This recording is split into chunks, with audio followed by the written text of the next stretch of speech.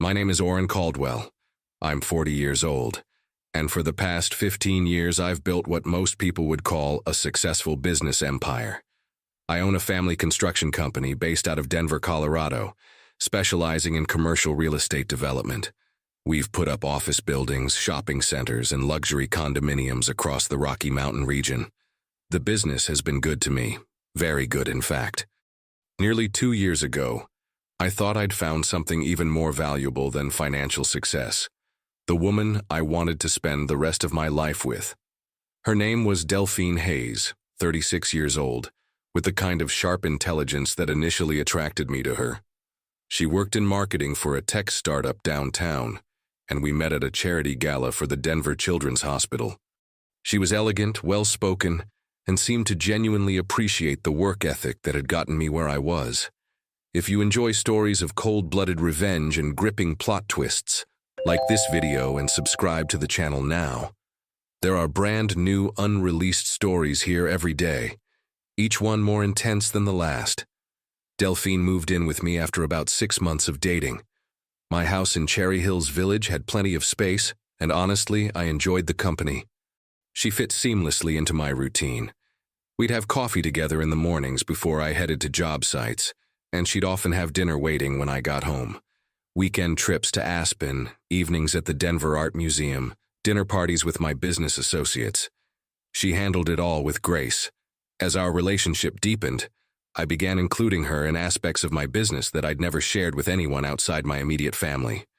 I'm talking about financial planning sessions with my accountant, meetings with my lawyer Richard Vance about property acquisitions, even some of the day-to-day administrative decisions that keep a construction company running smoothly. Looking back, I realize I was probably trying to prove how serious I was about our future together. I gave her access to my home office, where I kept most of my important documents. I added her as an authorized user on one of my business credit cards. I even brought her to a few meetings with potential investors, introducing her as my fiancée and future business partner. The engagement ring had cost me $47,000, a 2-carat diamond from Tiffany & Co. that she'd admired during a trip to New York. After living together for about 12 months, I proposed, and she said yes. We were planning a wedding for the following spring at the Broadmoor in Colorado Springs. The guest list was approaching 300 people. Delphine had already picked out her dress, a stunning creation from a boutique in Cherry Creek that cost more than most people's cars. I was happy to pay for it all. When you love someone, money becomes just a tool to make them happy. But then, about 4 months ago, I started noticing things that didn't quite add up. The first red flag was subtle, the kind of thing that most people would dismiss as a simple mistake. I was reviewing monthly statements from First National Bank of Colorado when I noticed a wire transfer for $12,000 that I didn't remember authorizing. The transaction was legitimate, properly documented, but it was for a consulting fee to a company called Apex Development Solutions that I'd never heard of. When I asked Delphine about it over dinner that night, she barely looked up from her grilled salmon. "Oh, that's the firm handling the environmental impact study for the Morrison project," she said casually. "You approved it last week, remember? You were on that conference call with the city planning department." I did remember the call, and I remembered discussing the need for an environmental study. But I also remembered deciding to use Colorado Environmental Consulting, the firm we'd worked with for years. I didn't say anything that night, but I made a mental note to follow up. 2 weeks after discovering the first red flag, another discrepancy came to light. This time it was a contract amendment for our biggest current project, a mixed-use development in downtown Denver worth nearly $4 million. The amendment changed the profit-sharing structure with our primary investor, reducing our company's take by almost $200,000. The document bore my signature, but I had no memory of signing it. "Honey, you were exhausted that day," Delphine explained when I brought it up. "You'd been at the Thornton site since 5 in the morning dealing with that concrete delivery problem. I brought the papers to you around 9 p.m., and you signed them while you were half asleep watching SportsCenter." Her explanation made sense. I had been working brutal hours that week, and I did tend to sign documents without reading them thoroughly when I was tired. But something about her tone bothered me. There was a confidence in her voice, almost like she'd been rehearsing the explanation. The third incident, which occurred 3 weeks after the contract amendment issue, was what made me realize I wasn't dealing with simple mistakes or my own forgetfulness. I discovered that someone had accessed my safe, the fireproof Mosler safe in my home office where I kept backup copies of all major contracts, property deeds, and insurance policies. The safe's electronic lock keeps a digital log of every time it's opened, and according to the records, it had been accessed 6 times in the past 2 months while I was at construction sites. Only 3 people knew the combination: myself, my attorney Richard Vance, and Delphine. I'd given her the code 9 months earlier after she'd complained about not being able to access important documents when I wasn't home. "What if there's an emergency?" she'd asked. "What if I need to get to our insurance papers or the deed to the house?" It had seemed reasonable at the time. I didn't confront her immediately.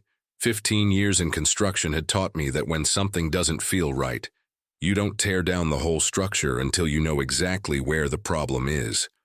Instead, I decided to conduct my own investigation. I started by calling Colorado Environmental Consulting, the firm I thought we'd hired for the Morrison Project environmental study. "Mr. Caldwell," said Janet, their office manager, "we never received a contract for that project. We were expecting your call, but when we didn't hear back, we assumed you'd gone with another firm." Next, I reviewed the contract amendment that had cost us $200,000. I compared the signature to documents I knew I'd signed personally. The handwriting was close, very close, but there were subtle differences in the way certain letters were formed. Someone had practiced my signature and they'd gotten quite good at it. But the real smoking gun came when I decided to install a hidden security camera in my home office. It was a small device, no bigger than a USB drive, that I positioned behind a picture frame on the bookshelf. The camera had motion activation and could record continuously, uploading footage to a secure cloud server. What I discovered 5 days later made my blood run cold. The footage showed Delphine entering my office at 2:47 p.m. on a Tuesday afternoon, when she thought I was at a job site in Boulder. She went straight to the safe, entered the combination without hesitation, and removed a thick folder containing property deeds. But she didn't just look at them. She photographed every single page with her iPhone, taking care to ensure each image was clear and properly lit. Then she did something that made my stomach drop. She pulled out a blank sheet of paper and began practicing my signature, using a contract from the folder as a reference. She filled an entire page with Orrin Caldwell, written in various styles, getting closer and closer to my actual handwriting with each attempt. The final piece of evidence came when she made a phone call. The camera's audio wasn't perfect, but I could make out enough of the conversation to understand what was happening. "Landon, it's me," she said. "I've got all the documentation we need. The Cherry Creek property is worth $850,000, just like the appraisal said. Once I get his signature on the transfer documents, Apex Development can complete the purchase, and we can move forward with our plan." There was a pause as she listened to the other person. "No, he doesn't suspect anything. He trusts me completely. The poor fool actually thinks we're getting married in the spring." That's when I realized that the woman I loved, the woman I'd planned to spend my life with, was systematically stealing from me. The Cherry Creek property she'd mentioned was a piece of commercial real estate I'd purchased 4 years earlier as an investment. It housed a small strip mall with a coffee shop, a yoga studio, and a boutique clothing store. The location was prime, just 2 blocks from the Cherry Creek shopping center, and the property had appreciated significantly since I'd bought it. $850,000 was exactly what my insurance company had appraised it for 9 months earlier. I sat in my office that night, staring at the camera footage on my laptop screen, replaying that phone conversation over and over. The casual cruelty in her voice when she called me the poor fool hit harder than the financial betrayal. This wasn't a crime of opportunity or a moment of weakness. This was a calculated long-term con game, and I'd been the perfect mark. The next morning I called my attorney, Richard Vance. We'd worked together for over a decade, and he'd handled everything from construction contracts to the purchase of my house. If anyone could help me navigate this situation, it was Richard. Orrin, what you're describing sounds like wire fraud, forgery, and conspiracy to commit theft, he said after I'd explained everything. We're talking about federal crimes here. The FBI's Economic Crime Unit handles cases like this. I don't want to involve law enforcement yet, I told him. I need to know the full extent of what she's planning before we make any moves. If we tip our hand too early, she might destroy evidence or disappear. Richard understood. What do you want to do? I want to let her think she's winning, I said. Let her dig herself deeper while we build an airtight case. Over the next 3 weeks, I played the role of the unsuspecting fiancé while Richard worked behind the scenes. We hired a private investigator named Marcus Torres, a former Denver police detective who specialized in financial crimes. Marcus's job was to research Landon Croft, the man Delphine had been talking to on the phone. What Marcus discovered was disturbing. Landon Croft was 35 years old, with a history of real estate fraud dating back to 2018. He'd been arrested twice in California for running shell companies that existed solely to launder stolen property. Apex Development Solutions, the company that had received my $12,000 consulting fee, was registered to an address in Aurora that turned out to be a UPS store mailbox. But the most shocking revelation came when Marcus ran a comprehensive background check on Delphine herself. Her real name was Diane Henderson, and she was wanted on probation violations in Arizona for a previous real estate fraud conviction. The woman I'd fallen in love with, the woman I'd planned to marry, was a career criminal who had been using a false identity for over 2 years. While Marcus was uncovering Delphine's true identity, Richard was working with a forensic accountant to trace all the suspicious financial transactions. We discovered that the Apex Development Solutions payments weren't limited to that initial $12,000. Over the past 9 months, almost $73,000 had been transferred from various business accounts to companies that didn't exist or were registered to fake addresses. But the real bombshell came when Richard's contacts at the county recorder's office alerted us to unusual activity involving my property deeds.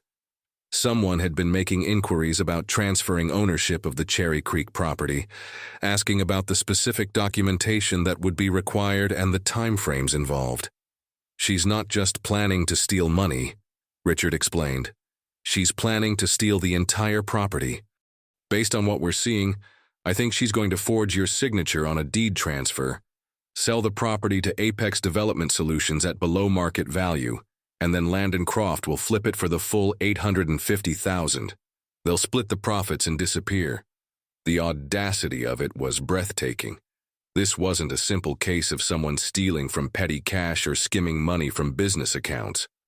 This was an elaborate multi-month operation designed to steal nearly $1 million in real estate. When do you think she'll make her move? I asked. Soon, Richard said. These types of operations have a limited window. The longer they wait, the more likely they are to get caught. My guess is she'll try to complete the property transfer within the next week or two. That night, I went home and acted like nothing had changed. Delphine was in the kitchen, preparing dinner and talking about wedding plans. She'd been to the florist that day and was excited about the centerpiece arrangements she'd selected. The irony wasn't lost on me. She was planning a wedding that would never happen while simultaneously planning to rob me blind. "How was your day, honey?"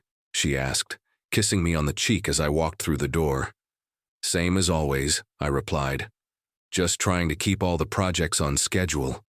But inside, I was counting down the days until she would finally reveal her true intentions. The trap was set. All I had to do was wait for her to walk into it. I didn't have to wait long. 1 week later, Delphine told me she had a surprise for me.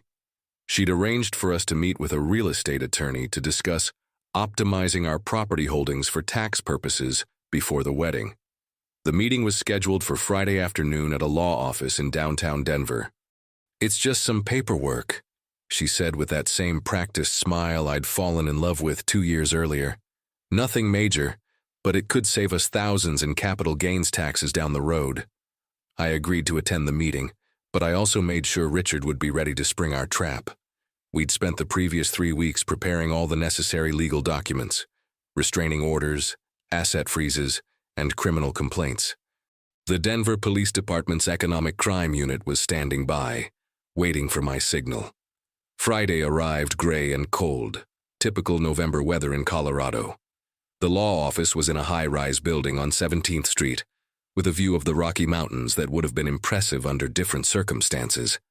The attorney, a thin man in his 50s named Gerald Morrison, looked nervous when he shook my hand. "Mr. Caldwell, thank you for coming," he said. "Ms. Hayes has explained the situation, and I believe we can handle everything quite efficiently." Delphine was dressed in her best business suit, playing the role of the concerned fiancée to perfection. She'd brought a leather briefcase and several manila folders, looking every inch the successful professional I'd thought she was when we first met. "Honey, you'll just need to sign a few documents," she said, opening one of the folders. "It's mostly technical stuff about property classification and tax designation." I looked at the papers she placed in front of me.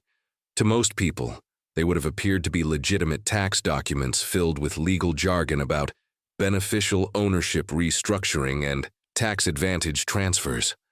But I'd seen enough real estate contracts to recognize what they actually were.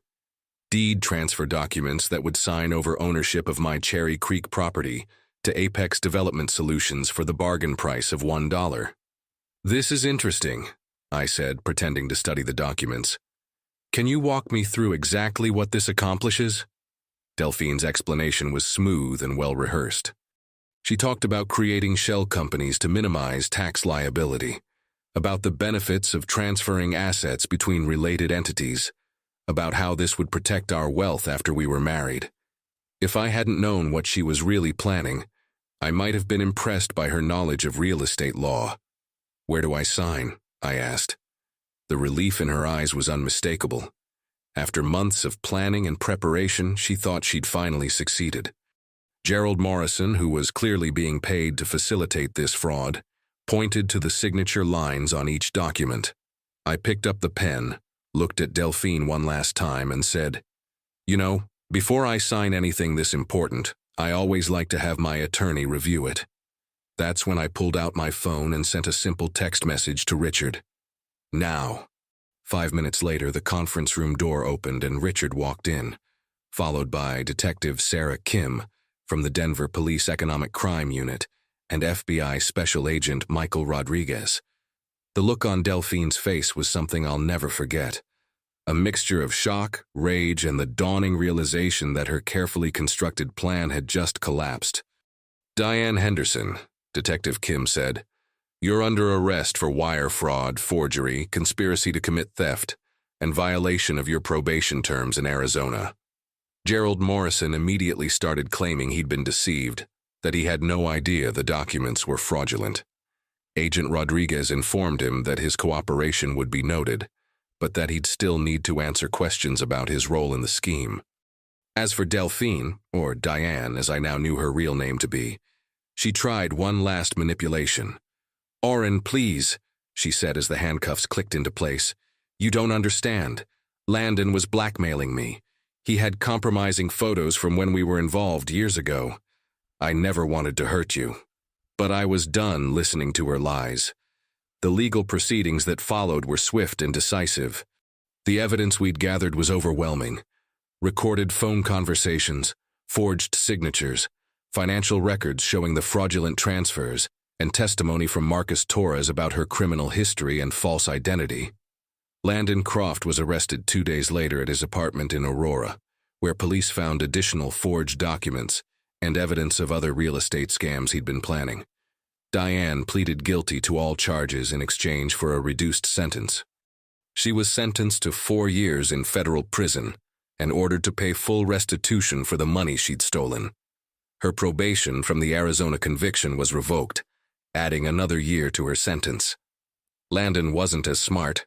He tried to fight the charges and ended up with 7 years in federal prison plus additional time for the California cases that had been reopened, based on evidence found during his arrest. As for Gerald Morrison, he lost his law license and received 2 years probation for his role in the scheme. The Cherry Creek property, of course, remained safely in my name. In fact, Its value has increased to over $900,000 since then, making Diane's attempted theft even more costly. I never did get married that spring. Instead, I took a month-long vacation to New Zealand, something I'd been putting off for years because of work. It was exactly what I needed to clear my head and process everything that had happened. These days, I'm more cautious about who I trust with access to my business and my personal life. I still date, but I make sure to run background checks, something I should have done from the beginning. Richard jokes that I've become paranoid, but I prefer to think of it as being appropriately careful. The experience taught me that no amount of love or trust should blind you to red flags. When something doesn't feel right, it probably isn't. And when someone betrays your trust on this level, the best revenge isn't anger or violence. It's simply making sure they face the full consequences of their actions through the legal system. Diane Henderson thought she could steal nearly $1 million from me and disappear into a new life built on my money. Instead, she's spending the next 5 years in federal prison, and her criminal record will follow her for the rest of her life. Sometimes justice really is the sweetest revenge of all. If you enjoyed this story, like this video, and leave a comment telling me what you thought. And if you're not already subscribed to the channel, please subscribe and hit the notification bell to get alerts for new stories like this one. Thanks for watching, and I'll see you next time.